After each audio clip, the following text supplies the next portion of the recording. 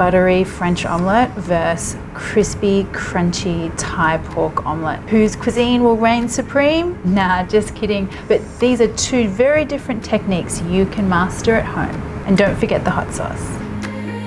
Okay, eggs and seasoning. I think the most key part of any omelette making, whether it's French or Thai. Now, when I was little, my mum used to add fish sauce into her omelette mix and tell me that it had to be left alone for 10 or 15 minutes before she would cook it. And as I've gotten older, I've thought about that, and a lot of people would say adding salt to your eggs and leaving them to sit would make them really tough. But I've done the research, guys, I've had a look, and the jury is out. Adding salt prior to cooking your omelette eggs actually helps to keep them moist, will add all the flavor, but you do want to leave it for about 10 minutes.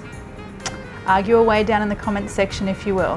First of all, I want 3 eggs in each of my bowls. So for our Thai omelette, the salt component or seasoning component is going to be fish sauce. So put some of that into our eggs and a little bit of white pepper and just whisk that through.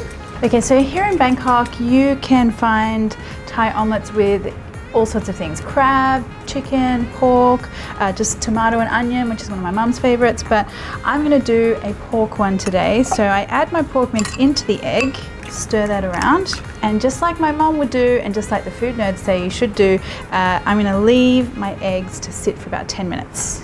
Okay, French style omelette. I'm gonna add a little bit of salt. Now here is where you could add cream or milk if you like, but I think if you're making the omelette properly, you should be able to get the creaminess from the technique in the pan rather than the ingredients you add here. So I'm gonna leave it out, but you guys can totally add it in if you want to. And again, we're gonna go with science here, and those eggs are gonna sit with the salt for about 10 minutes. Okay, now time to cook. The main thing is we want to heat this up so that the butter starts foaming as soon as we put it into the pan, but not too much. We need to be gentle with our heat for this one because I want to maintain a creamy center and have it just sort of set, maybe a little bit brown on the outside. The one thing I would recommend though is non-stick. I just think it's easier for everyone. No one wants to be dealing with failed omelettes in the morning. Okay, butter is foaming, time to add the eggs.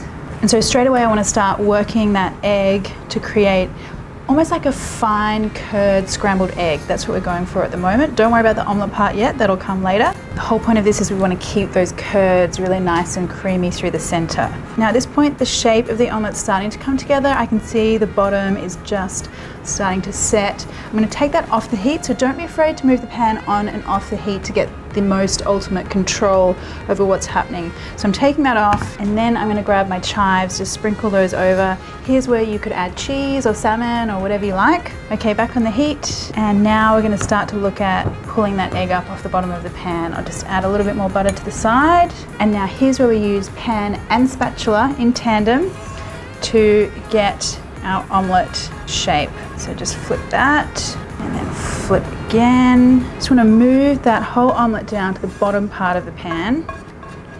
All right, and one more optional slick of butter on the top. If you're gonna do it, guys, just go all out and do it, I reckon. And a little bit of finely chopped chives on the top. And now the moment of truth. What we want to see here, some lovely soft curds in the middle, just like a scrambled egg, and then that beautiful buttery outside. And of course, because you know I can't do anything without hot sauce, I'm gonna add some coconut sriracha. That's just me. Look away if you're French. Creamy, buttery egg. Nothing beats that. Except maybe the Thai omelette, which we're gonna do now. So, crunchy Thai omelette, here we go, guys. So this one, no butter, but a lot of oil. To get the right texture, it's almost like you're shallow frying this one. I like to do it in a wok because you kind of get the smaller base shape in the bottom, but if you've got a smaller sort of frying pan, that one would also do as well. Now your oil is hot enough when you dip a wooden spoon in and you can see lots of those little bubbles around the spoon. Look at that magic start to happen straight away. See how you've got all that fluffy, kind of curly egg business happening around the outside? It's exactly what you want. And we want to keep the heat on this so that the egg is cooking through the middle and we're getting that sort of brown crunchiness on the outside as well. What I'm doing is just kind of moving my spatula in through the middle, from the bottom and from the top, just sort of making little holes so that the egg can escape down into the oil and cook, rather than just sort of sitting like raw egg on top. Now, I guess one of the things I love about a Thai omelette is that, I mean, this is like breakfast, lunch or dinner food for us. I would be quite happy. In fact, when my mum was making this for me when I was little, it was always for dinner. We would always have an omelette and a curry or like a spicy salad for dinner. Okay, I can start to see some golden brown crunchiness happening on the bottom, so I reckon I'm gonna go for the flip. Now I'm gonna need an extra spatula here because I want to try and get it over in one piece. So just sort of encourage both those spatulas underneath and then flip it over. It doesn't matter if there's sort of like a fold, we'll fix that up afterwards. So just sort of flip it carefully because you don't want any of that oil splattering on you. And then just bring out the fold so that you've got a flat omelette. That part takes a little bit of practice. Okay, and now we are ready to get that out onto, definitely need to drain this one on paper towel. And then I just like to blot the top of that with some extra paper towel as well. When they're doing this at the street stall, they very often don't do this part and you get a very oily omelette, which I don't mind, but when I'm at home and I can do it myself, this way is better. Okay, so all that's left to do is to transfer that to a serving plate and a little sprinkling of spring onion. And always in Thailand, we would serve this with something a little bit spicy. So I'm going to be serving this with my coconut sriracha. And there you go. Check out that crispy fluffiness. I would say it's better than my mum's, but I'd get in a lot of trouble. So this is a very special soup. It is legit the soup that I always want whenever I'm sick. My mum has been making it for me since I was very little, and I hope you guys love it too. It's especially good when you've got the sniffles. All right, so the first thing we need to do is get our aromatics ready for the soup broth. And I'm going to use some ginger. First of all, ginger always when you're sick, it makes me feel better, the smell and everything. I want a few slices of ginger, and then because I want the flavor to happen really quickly in the soup broth, I'm going to bruise those slices a little. And the other aromatic that we want is some spring onion. I'm going to do the same thing and bruise those. And now I'm going to start off with some chicken stock. Store-bought or homemade is perfectly fine for this. And now the ginger and the spring onion goes in, and just pop a lid on that, and you want to simmer it for about 15 or 20 minutes. So that gives us time to make what I would say is one of the most classic Thai condiments for soups and lots of other things, and that is garlic oil. So I start off with some oil in a small saucepan. Now any kind of neutral tasting oil like vegetable oil, rice bran oil is good here.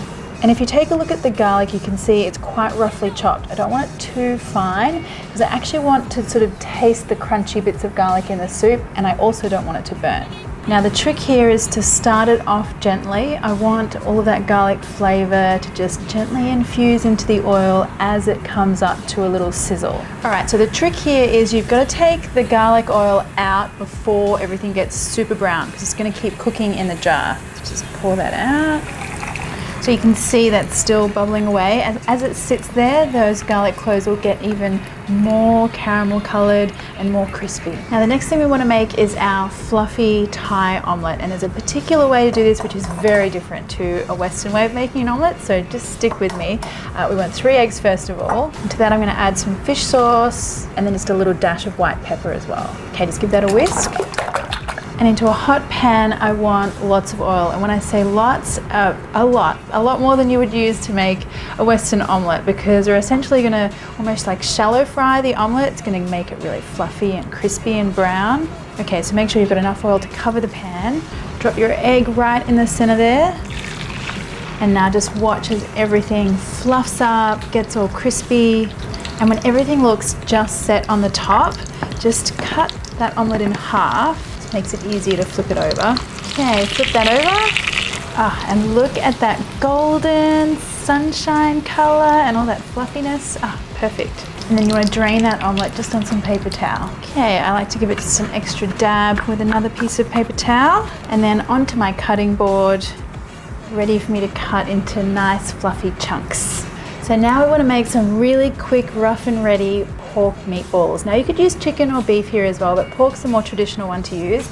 And I'm gonna add some fish sauce to my pork mince and a little bit of white pepper. Just give that a mix. And then let's have a look at our soup broth. It certainly smells comforting already. And I just want to take these aromatics out. They've done their job. And while that broth is simmering, we're going to drop our meatballs straight in there. So best way is to just moisten your fingers a little bit, makes things less sticky. Grab yourself a little bit of the pork. And here's the genius part about this. So the pork and the fish sauce and the pepper in that little meatball will help to flavor our soup as well. Okay, so just let those little meatballs poach away in that broth. While they're doing that, I'm going to add in the egg omelette. And while I'm waiting for that pork to do its thing, I'm going to slice up some fresh spring onion. It's going to give us a little pop of flavor at the end. I'm going to finally slice the pale part and then just go on the diagonal for the green part. It's just an aesthetic thing that I quite like. So now that my pork meatballs are cooked, I'm going to check the broth for seasoning. It is so amazing the amount of flavor that I can taste here. The ginger, the spring onion, the egg, the pork. Oh, so good, so comforting. I will add a little bit of salt. This will depend on how salty your chicken stock was to start with. Just a little pinch there. Now my spring onion, and we want to get that straight out into a bowl. So there you have it, guys. The soup that you need whenever you're sick or you're just feeling sad because it's such a pick-me-up. Let's have a taste.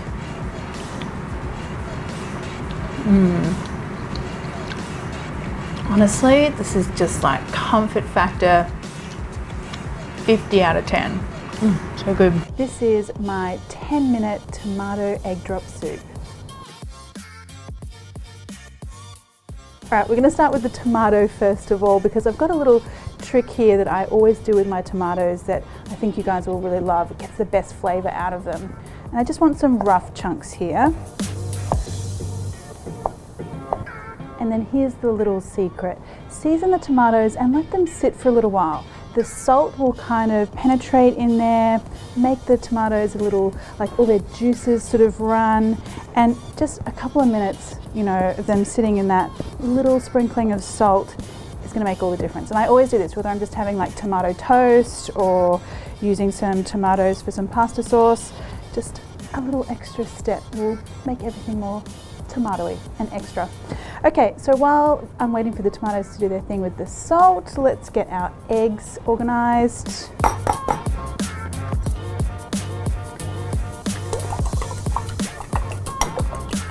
And then our spring onion as well. So I want to use the pale part of the spring onion here, and I'm going to save the greens for a bit later on. And now let's get everything into the saucepan because of course we've only got 10 minutes. A little bit of oil in my pan. And then just have a look at these tomatoes before I add them in. So they've been sitting here like a couple of minutes and you can see they're getting nice and juicy. That salt has really started to absorb into the tomato. Just a little extra step there makes all the difference. Tomatoes in here, along with those juices. And some of that spring onion. And now I just want a little smattering of garlic here. I don't really want a big garlic flavor. I just want like a hint of it in the background to my soup. So just half a clove is good, or a quarter even. And now just let these guys kind of get a little mushy with that heat there. A couple of minutes is all you need. Just waiting for some of that tomato to break down. All right, so you can see a really good layer of like red mush down the bottom there. That's exactly what we want. I'm gonna add in some chicken stock. Just store-bought is fine. We're not being a hero here today. If you've got some homemade in the fridge or freezer, that's great. But let's just cheat a little bit here. Just wait for that to bubble up again.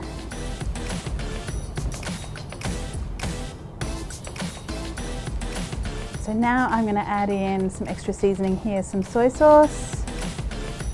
And then for me, an egg drop soup has that really lovely texture that's kind of luscious and a little thick and, you know, luxurious. And for that we need some corn flour. And just mixed with that with a little bit of water.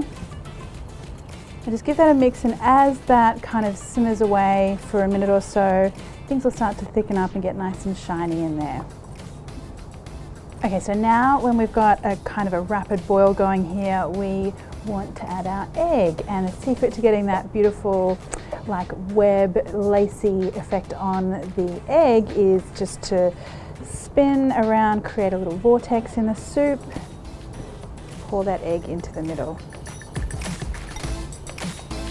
Oh, I love that little magic that happens when the egg goes in. Just joyful. Okay, so now I'm going to add a little bit of pepper here. And now let's make use of the green part of the spring onion we saved from earlier. I'm going to snip those straight in. And let me just check for seasoning. Oh, I love that flavor. All right, just a little bit more salt for my liking. And that is it. Let's get that out into a bowl.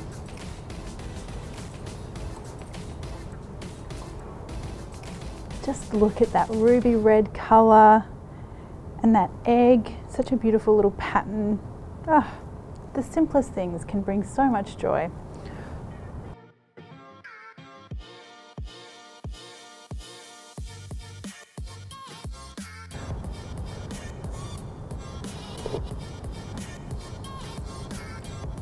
Wow, I mean, 10 minutes and you've got this.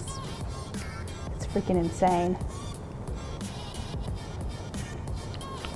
That tomato flavor brings so much umami and just a little bit of tanginess, and the soup itself so savory and comforting.